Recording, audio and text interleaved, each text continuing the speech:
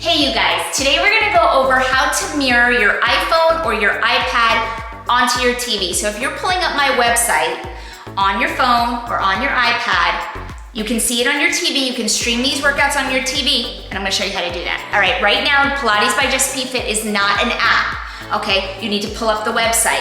So on my phone, I have the website already up in the background, but I'm on my home screen right now.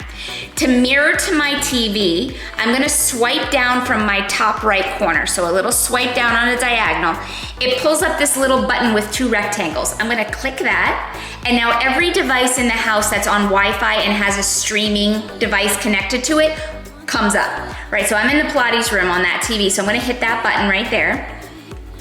And it's on Wi-Fi, right? So it takes a minute to connect. Once it's connected, you're gonna see my phone screen on the TV. Takes a minute, you know? Okay, here we go. So now you see my phone as it looks, right, on the TV. Now I'm gonna click off of that box. I'm gonna click off again because I wanna go to Safari where my website is up. Okay, now make sure you are logged in to Pilates by JessPFit. If you are not logged in with your password and your email, you're not gonna be able to play a video, right? So make sure you're logged in. Now I've already got a video pulled up. I'm gonna hit play on this video.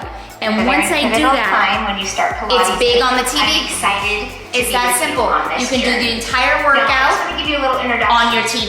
Now when you're done, through the classes and right, you probably won't have to hit pause because it'll be over. I'm gonna click out of that video, and then I'm gonna swipe down from that top right corner again, hit that screen mirroring button, and hit stop mirroring.